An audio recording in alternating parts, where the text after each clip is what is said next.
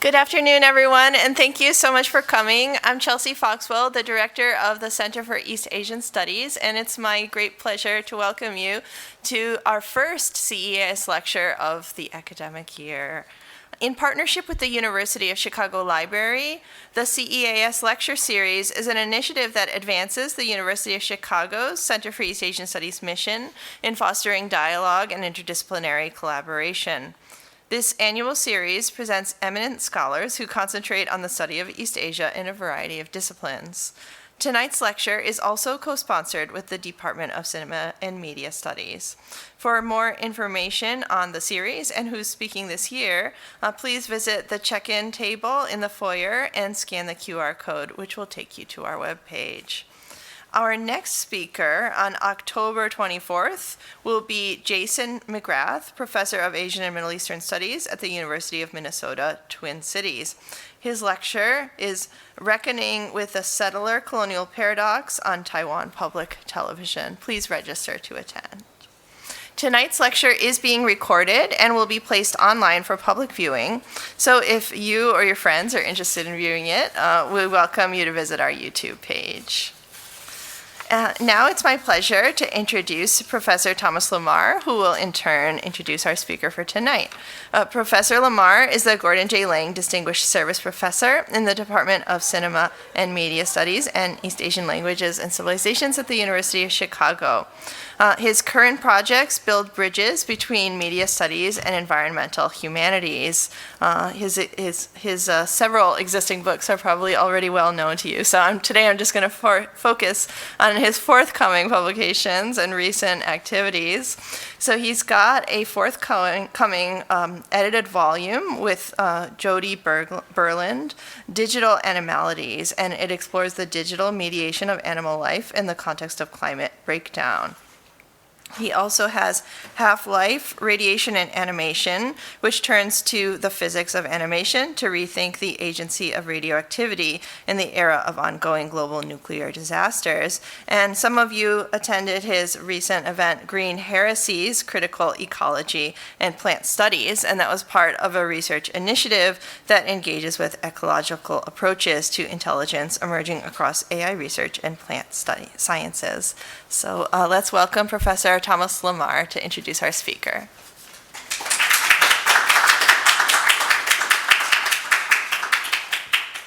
Thank you everyone for coming today, and it's really a pleasure and also quite exciting to have Michelle Cho here as a speaker. I've been waiting to invite her to campus for a long time. Michelle is currently an assistant professor of Korean media at the University of Toronto, where she's also director of the Center for the Study of Korea. For those of you who don't know her work, which would surprise me, her work is so widely read. It explores contemporary South Korean genre cinemas, television, streaming series, digital video. Particularly important is her work on K-pop's politicization of digital platform and Korean media culture's changing parasocial paradigms. Her forthcoming book is entitled Genre Worlds, Global Forms in Millennial South Korean Cinema, and she's recently co-edited a volume entitled Bangan Remixed, A Critical BTS Reader and Mediating Gender in Post-Authoritarian South Korea. She's also a regular critic on CBC's daily culture show Commotion and a frequent commentator on Asian media and popular culture and outlets ranging from NPR to the New York Times. I also want to take the opportunity to announce a second talk tomorrow that will be in the context of my class on Asian science fiction cinema. And at 2 p.m. in Logan 201, Michelle is going to give a lecture, a fairly substantial lecture introducing the film that will deal with neoliberal forms, biosecurity, and monstrosity in the context of the film The Host.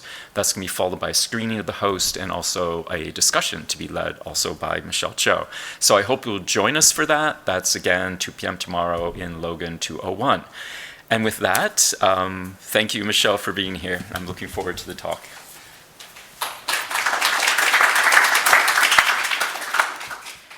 Thank you so much. It's really great to be here, and I really am grateful for your attention and time this afternoon. Thanks so much to Tom for the invitation and for the really kind introduction, and to Chelsea as well for including me in this year's CEAS series. And I also wanted to thank Connie Yip for her assistance making the logistics of my visit really smooth and for the wonderful hospitality.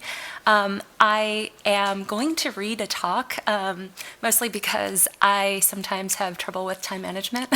So I also will be referring to some films that I think that some of you may have seen, and I hope, I guess, there's some familiarity with these works, but if not, I think that in our Q&A we might have time to kind of discuss further, and I can say more in detail about these works.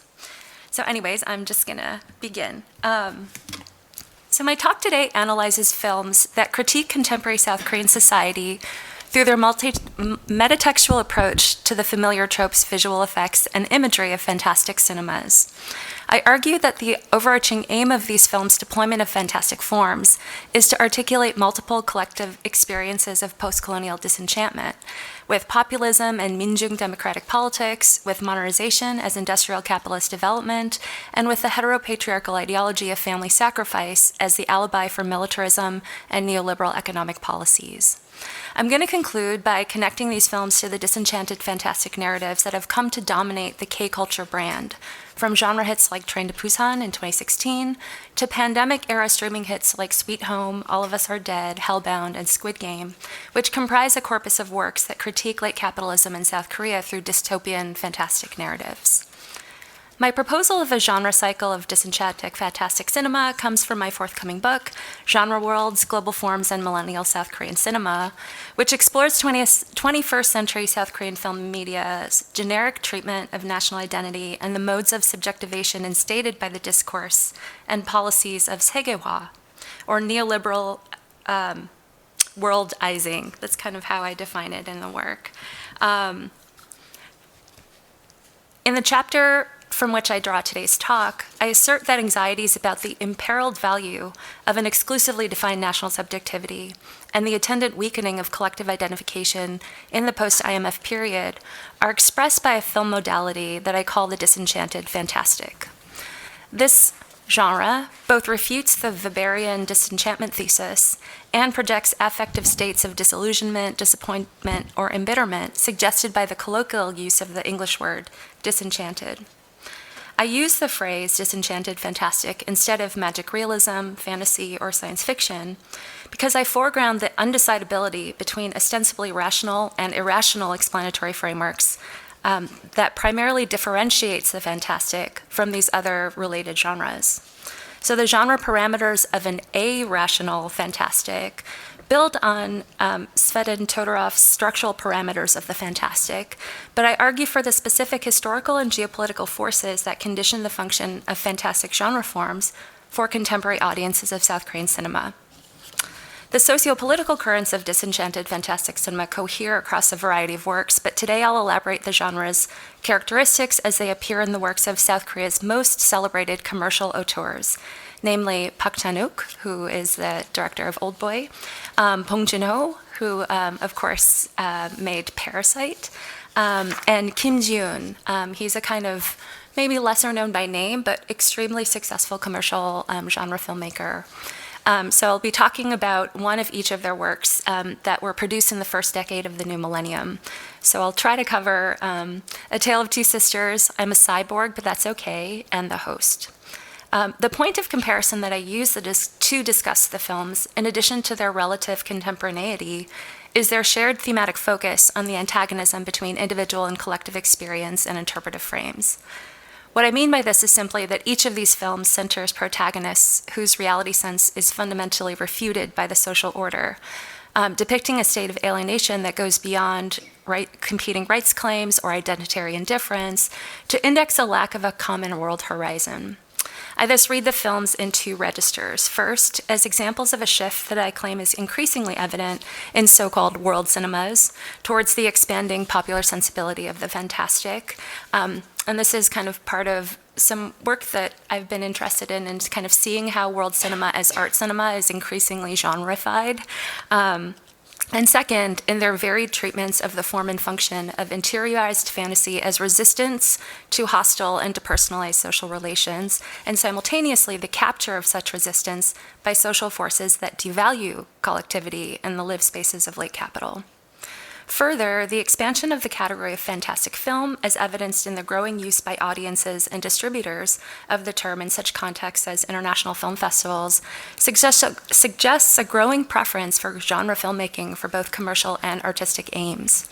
Indeed, in the expanding network of American, European, and Asian fantastic film festivals, fantastic film seems to signify popular film in general, to signal a broadly legible emphasis on film entertainment as commodity.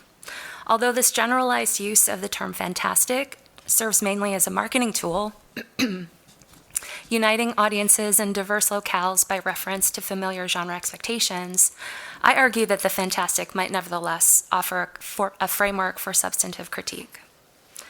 Iwa Ong and Stephen Collier define global forms as such as popular film genres as having, quote, a distinctive capacity for decontextualization and recontextualization, abstractability, and movement across diverse social and cultural situations and spheres of life.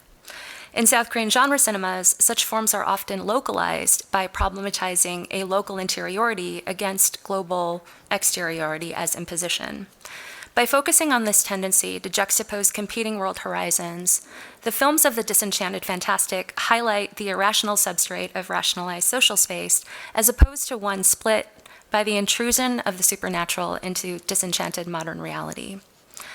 I aim to show that the staging of interiority locates the unnameable, unfigurable singularity of social worlds to paradoxically enable their expression by generic global forms. In my reading of these films, I focus on their common gesture of spatializing subjectivity as a kind of hollowness, positing the subject as container, and using celebrity bodies as vessels whose emptiness signifies unrepresentable singularity.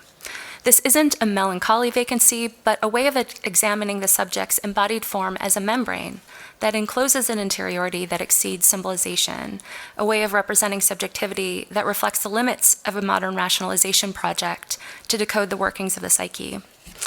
In this emptiness elaborated in terms of generic and highly gendered roles, such as the suffering stepdaughter, the cyborg, the vagabond, and in the notion of emptiness as the necessary condition for articulation, I aim to further establish a function beyond commercialism for popular genres' formal innovations.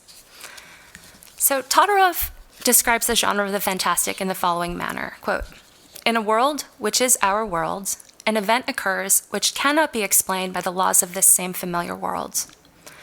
Explaining further that the fantastic is a mode of perception characterized by a hesitation to judge whether the anomalous event belongs to the order of the supernatural or is a result of trickery in a rational world, Todorov distinguishes the fantastic from two neighboring genres, the uncanny and the marvelous. In so doing, he grants the fantastic a differential character as the liminal space between other genres, which in turn highlights the centrality of reception in determinations of genre. As Todorov writes, quote, the reader's hesitation is therefore the first condition of the fantastic, close quote. While this undecidability plays a significant role in the films I read as the Disenchanted Fantastic, emphasizing the reader's perception does not neatly map onto the figure of the spectator precisely because the suspension of judgment has a double facet in film spectatorship, which affects credulity not in the realism of what is on view, but rather appreciation of cinema's visual effects. To specify the Disenchanted Fantastic, then, I adopt this focus on undecidability, but I situate it not in the viewer's suspension of judgment, but in the various modes by which the films I discuss make use of undecidability in their narrative to re-signify fantasy itself. So I'm going to try to move on now to kind of some examples from the films that I want to talk about today. So I'll start with A Tale of Two Sisters, which actually is the poster in the middle there. A Tale of Two Sisters opens in a stark institutional setting as the protagonist Sumi undergoes psychological assessment before returning home with her father and stepmother to a Gothic countryside home. Sumi's strained relationship to her father and stepmother is evident from the first moments when she steps foot in the house. The film then presents a series of events filtered through Sumi's perspective, yet portrayed as if external to her disturbed psyche.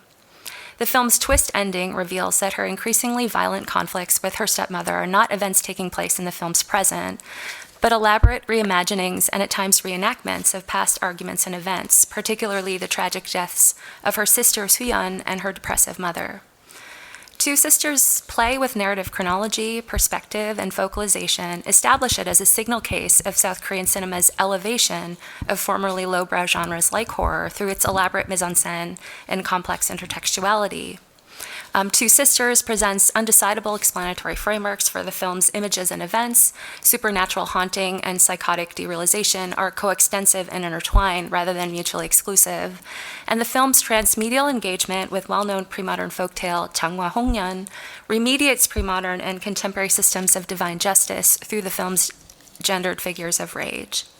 So I don't know if you all are familiar with this film. Maybe I'll just sketch it out a little bit.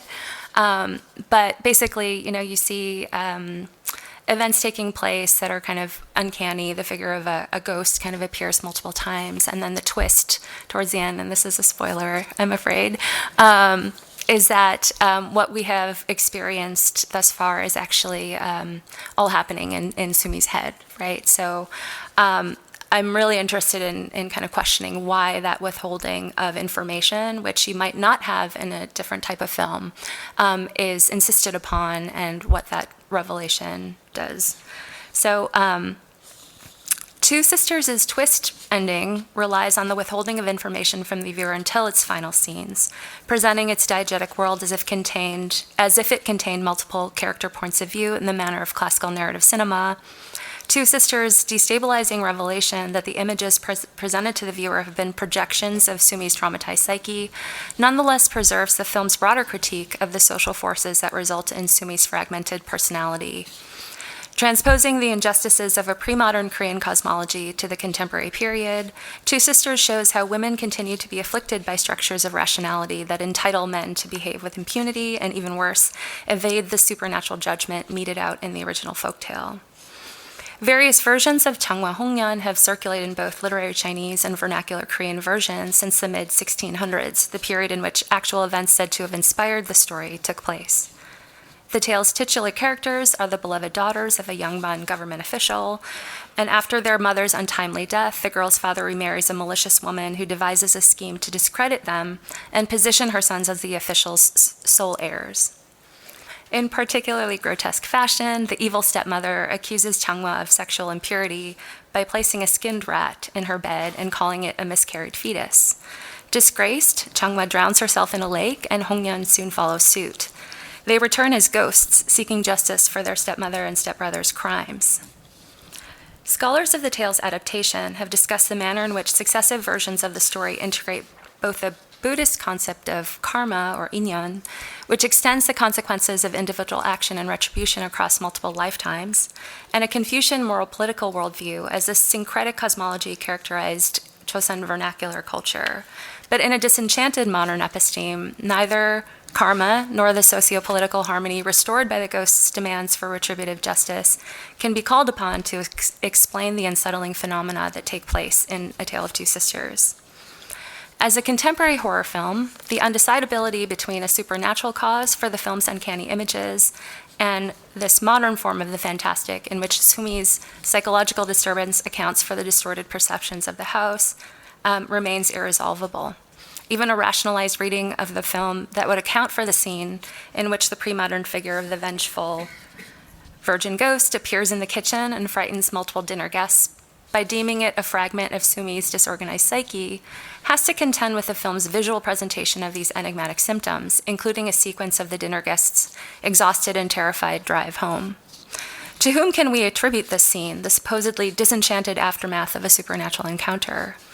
Even once the twist is revealed and Sumi's point of view is explicitly deemed unreliable, the shock of the revelation of what were perceived to be moments of intersubjectivity, the shock of the revelation that what were perceived to be moments of intersubjectivity were instead Sumi's projections coalesces in the disappearance of the character Soo-yeon, the younger sister that Sumi failed to protect, whose death precipitates Sumi's mental breakdown prior to the hospitalization that opens the film.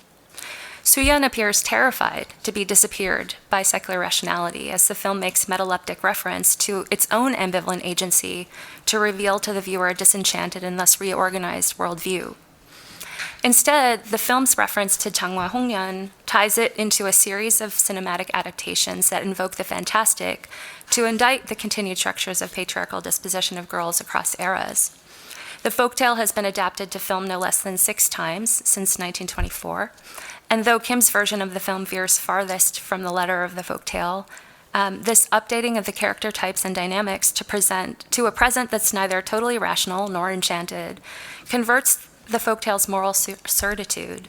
The film's deliberate interest in undecidability also cultivates disparate reception contexts, as the Korean audience's familiarity with the cosmology invoked by the film's title will establish expectations that render the narrative twist differently iconoclastic. International audiences whose context for making sense of the film's nonlinear chronology and dramatic revelation will be the broader cycle of Asian ghost films and the structures of feeling of Asian extreme genre cinemas will have a different response to the revelation of the source of the film's fantastic imagery. The undecidability cultivated by the film thus rests both on extra-diegetic and diegetic interpretive factors, which result in a reflexive, metaleptic cinema that moves across what narratologist Gerard Genette regards as narrative levels. This ability to visibilize and thus problematize disparate worlds are central to the Disenchanted fantastic cinema as it becomes defined in relational terms. I don't think you'll be able to see that, but there are multiple kind of ghost figures that come in, and there's also actually this kind of meta-filmic moment in which the kind of close-up on the faces of the encounter of the supernatural and the kind of traumatized are she's kind of reacting to this ghost figure as a kind of spectator. Moving quickly. By many accounts, I'm a Cyborg, but that's okay, is Korean auteur Park Chan-wook's most minor film, following on the Revenge trilogy that kind of made his name, comprised of Old Boy, Sympathy for Mr. Vengeance, and Lady Vengeance. Cyborg retains the visual punch of spectacular cartoonish violence consistent with Park's revenge films. However, Cyborg's protagonist, Young-gun's sympathetic portrayal relies on the performance and star text of actress Im Soo-jung, whose casting in the film followed her breakout success in A Tale of Two Sisters. As an emblem of youthful vulnerability and transitional states on the threshold between girlhood and womanhood, Im's portrayal of psychosis in Cyborg repeats elements of her role in Two Sisters. While unlike that film, Cyborg distinguishes fantasy and reality within its diegetic space, it neither privileges normalcy as a model of health, nor poses the boundary between interiority and external reality as absolute. As in Kafka's Metamorphosis, the fantastic instates Cyborg's narrative, rather than serving as an element that merely facilitates its advancement. The protagonist Young-gun follows the loudspeaker instructions at the factory where she's employed and plugs herself into the electrical outlet to charge her cyborg body. While it becomes clear that the voice that broadcasts throughout the factory actually originates in Young-gun's mind rather than from the factory's control center, the uniformly stylized mise-en-scène presents few visual clues to a sphere of reality beyond Young-gun's off-kilter perspective. So this is the kind of image. This is a setting that opens the film. The film displays the following features: the projection of interior states in voiceover, fantasy sequence, and frame-breaking interludes, the confusion of internal and external reality as a primary source of narrative conflict, and a focus on interpersonal relations that transgress the supposed boundaries of what Jameson has called the reified atomization of capitalist social life. While Cyborg seems to offer an optimistic vision of establishing community through shared delusion as a strategy for resisting the divisions imposed by social categories and political antagonisms, the film suggests that doing so requires abandoning attachment to the human as figured by the conventions of sentimental humanism. In I'm a Cyborg, but that's okay, Young-gun attempts to jettison her human capacities for sympathy, gratitude, sadness, guilt, and existential uncertainty to become a cyborg. Her quest involves refusing food, which she believes will cause her to malfunction. Thus, her transformation involves literally destroying her human body as she becomes more deeply enthralled to her cyborg fantasy. After Young-gun is sent to a mental institution following her breakdown at the factory, the film focuses exclusively on the space of the institution as a refuge from the cruel world of exploitative work and stifling rationalization. The mental institution is a mixed world in which thoughts, belief, and material objects share equal status in the patient's multiple interlinked fantasies, rather than endeavor to prove the sanity of its eccentric characters, like other films that are set in a kind of mental institution. Cyborg maintains the character's symptomatic refusal of normative sociality. So this opening sequence establishes its project of estranging the familiar world of mechanized work and numbing social relations, showing Young-gun in a fantastically vivid red uniform in a long line of workers, as she follows these instructions to plug herself into the factory's power lines. This scene is glossed by two voices that are later revealed to belong to a benevolent young female psychiatrist and Young-gun's mother. Her mother explains that she doesn't know whether Young-gun had exhibited prior psychotic episodes because Young-gun was primarily raised by her grandmother. This grandmother did, however, show delusional tendencies and has recently been hospitalized herself. So when Young-gun arrives at the mental hospital, she appears catatonic around other patients and hospital staff, but when she inserts her grandmother's dentures, she believes she can communicate with vending machines, fluorescent lights, and other electric appliances. She expresses tender concern for these friends, asking whether they're okay after working all day. While on one of her late-night forays around the hospital, she first draws the attention of Il-sun, a fellow patient with an obsessional disorder in which he believes he's invisible and is doomed to someday vanish into a dot. To compensate for this belief, he steals things in order to regain visible form. The other patients reinforce his kleptomania, arguing in comedic sequences of group therapy that he has stolen various of their characteristics, such as one man's ping pong serve, another man's politeness, and another woman's appetite, and the group session erupts into pandemonium. Later, when using his stolen ping pong skills, Il-sun tells a doctor that he doesn't refute his accusers since they've already assumed his guilt. Thus, he says that there's nothing that he can do but be what they expect.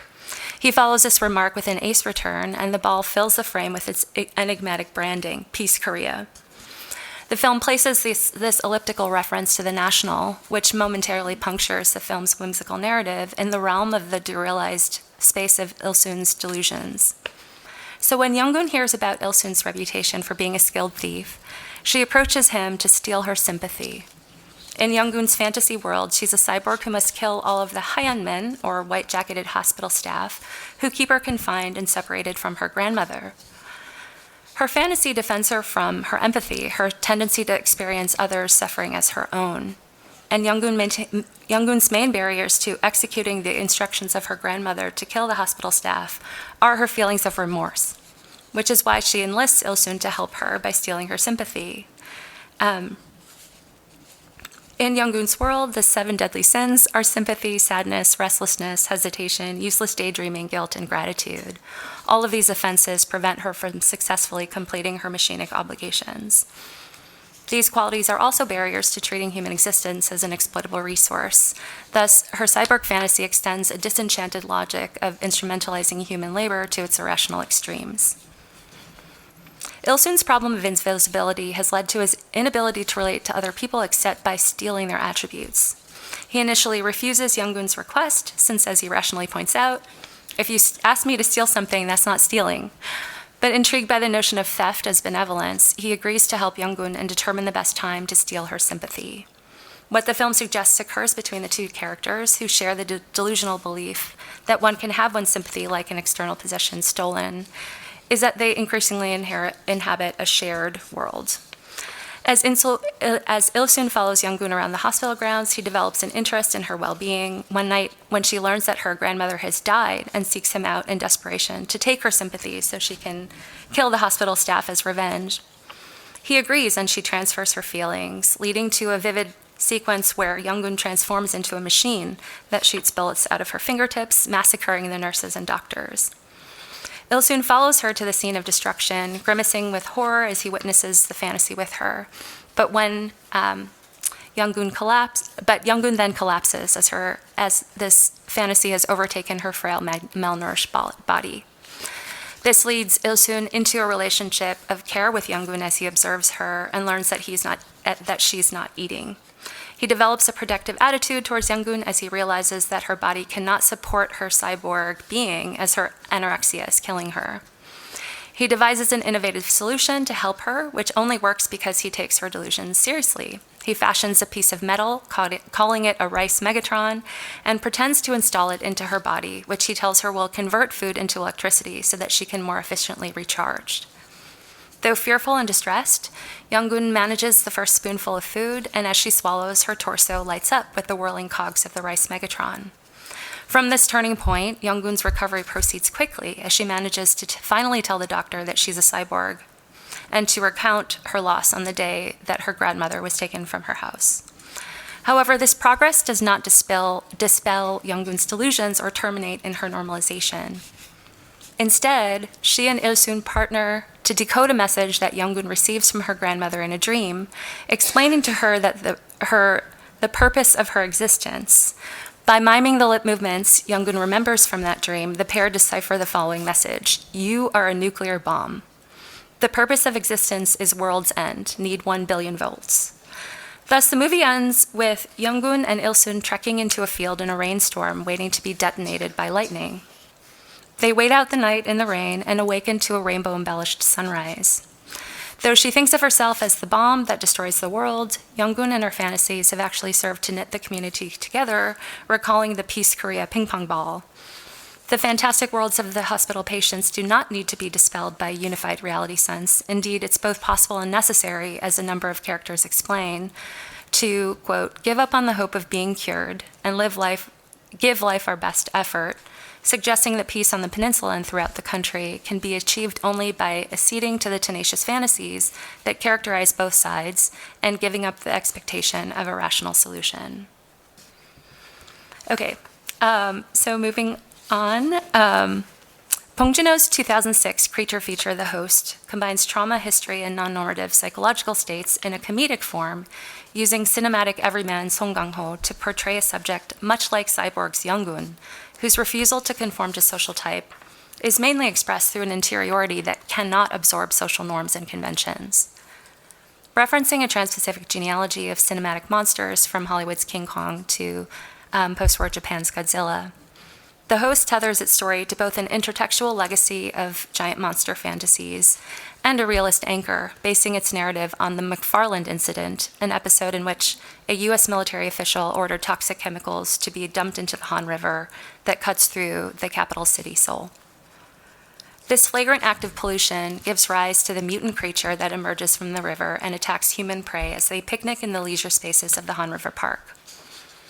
While the film's first act focuses on the dramatic spectacle of the rampaging creature, it quickly shifts into social satire when the government responds to the threat posed by the monster by initiating a large-scale cover-up of the incidents in collusion with U.S. military scientists by fabricating a viral outbreak to maintain control over the population.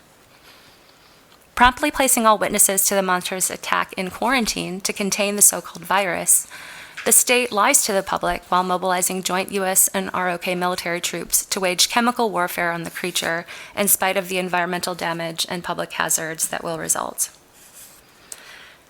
Oh, so this is an image of the plan to deploy a chemical substance called Agent Yellow to kill the monster, which is, I think, a very direct reference to Agent Orange, and the kind of staging or the framing of this scene is also intended to kind of recall protest scenes.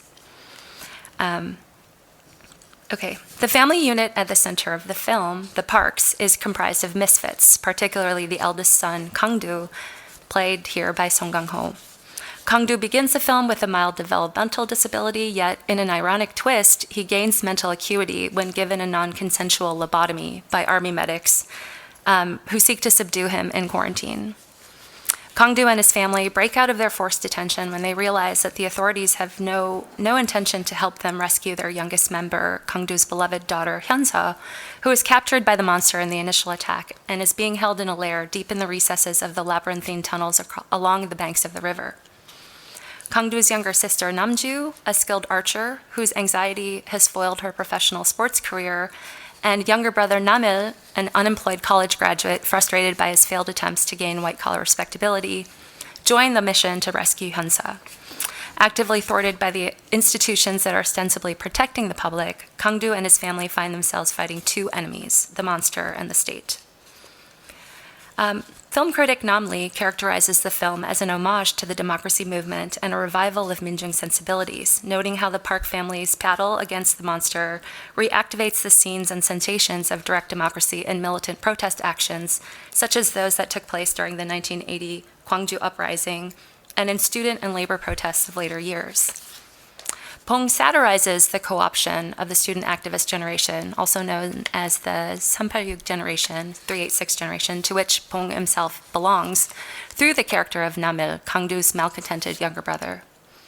Despite his aspirations to join the ranks of the professionalized middle class, his disillusionment reconnects him with the rebellion and iconoclasm that characterized his youth as a student dissident.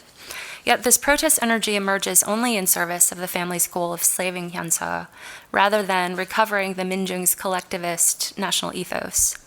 Moreover, Namil's college friends, also former student activists, are shown to have sold out to capitalist consumer culture once they taste the rewards of middle-class access to credit, which quickly converts into high levels of consumer debt. A key moment in the penultimate scene in which the family bands together to vanquish the monster but fails to save Hyunsa in the process finds Namil recovering the bodily repertoire of militant protests from his student days, skillfully lobbing Molotov cocktails at the monster. He prepares to throw a final incendiary into the monster's gaping maw that a vagrant who he's met on the run has just doused in gasoline. In slow motion, Namil raises the Molotov cocktail in the practiced manner of his activist youth, yet he fumbles and the flaming bottle slips from his fingers. In these slapstick moments, Bong skewers the privileging of the memory of collective political action to avoid addressing full-scale surrender to the values of neoliberal capitalism since the IMF crisis. The film's accidental hero is Song Kang-ho's dim-witted everyman Kangdu, a man whose developmental challenges stem from his family's poverty and parental neglect. In a reference to South Korea's compressed modernity, his childhood experience of the nation's underdevelopment separates him from his more successful siblings who grew up under different economic and social conditions, although they were born just a decade later. He's alienated from his family, yet they unite in their love for his daughter, the precocious middle schooler. Kangdu's transformation through his ambiguous brain operation offers a humorous reversal of fortunes, yet it does not secure political identity or a change in social status. After he kills the monster, he realizes that while Hyunsa has died in the beast's grip, she succeeded in protecting an even younger child who was held in captivity with her. The film closes with Kangdu and this child back in the Han River snack kiosk, preparing to eat a home-cooked meal. As the television news begins to report a sanitized version of the monster cum virus cover-up, Kangdu turns off the broadcast to better enjoy the food without distraction. The film leaves viewers with a tableau in which Kangdu's family members are absent, but he anchors a new domestic unit premised on social position rather than biological kinship. And there's a section that I had to cut where I kind of talk about the way that this figure of homelessness or the nosukja is a kind of invention of this period in which like worthy and unworthy subjects are being identified by the state. And so there's a kind of connection between Kangdu as someone who had to kind of wander around and fend for himself and kind of glean, so kind of take food and other things he needed from what was left over, and these children who are doing the same to survive. So this ending suggests that the fantastic phenomena, the mutant creature, is a narrative device, not the target or rationale for the film's social critique, as it quickly gets displaced as the film's primary concern. Its sudden appearance and even the political crisis it catalyzes disappear in the intimate details of interpersonal dynamics and everyday routines and rituals. The emphatically concrete aspects of Kangdu's experiential horizons do not change with his transformation. Instead, the encounter with the state's failure to protect its citizenry has an almost therapeutic effect, freeing him from the fixed identity he held in his family as the deficient subject of underdevelopment. Yet this leaves him and his small family unit, especially in this ending, disconnected from a broader world of social connection. This ambivalent ending bespeaks a different sort of disenchantment as that hypothesized by modernity's purported secular rationality. So the isolation forecast by the host's range of disaster responses back in 2006 have intensified in popular genre works that testify to the growing popularity and resonance of a disenchanted fantastic mode. Bong Joon-ho's view of the totalizing character of late capitalism was affirmed by his acclaimed 2019 film Parasite, which resonated with audiences across an unprecedented range of cultural and industry contexts. Since 2019, and especially during the period of pandemic lockdown caused by the COVID-19 virus, disenchanted fantastic narratives have exploded in popularity in the new formats into which Korean filmmakers are increasingly shifting, a key platform for which are streaming series, particularly those produced or co-produced by the transnational platform Netflix. Shows that would not normally be produced for broadcast on terrestrial or cable television in South Korea have found production and distribution resources on streaming platforms, mainly, I argue, through the genre characteristics of the disenchanted fantastic, especially in the forms of ambiguously supernatural outbreak or alien invasion narratives in series like Kingdom, Sweet Home, Hellbound, and All of Us Are Dead. I'm sorry, I'm just kind of breezing through these because they're all really interesting texts in their own right. But again, hopefully we have time for discussion.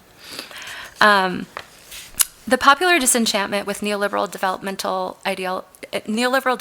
and the ideology of national family found its most globally resonant form in the breakout success of Squid Game, which its first season came out in 2021, and then it was continued in 2 additional seasons in 2024-25. Though the series lacks conventional narrative tropes of the fantastic, the surreal mise-en-scène, game-like narrative pacing and structure, and the unlikely triumph of the everyman hero connect the shows to the structures of genre storytelling that I've explored today. So whether the expansion of a disenchanted fantastic form and sensibility becomes the basis for further national branding of Korean narrative media as cultural export remains to be seen, but the structural factors of wealth disparity, lack of social mobility, and the dehumanizing impacts of market logics continue without expected mitigation. How well the disenchanted fantastic can reveal these conditions will depend on the dialectic of commodification and critique of South Korean media's genre worlds. However, they suggest the former as global media's foremost genre of the fantastic. Thank you.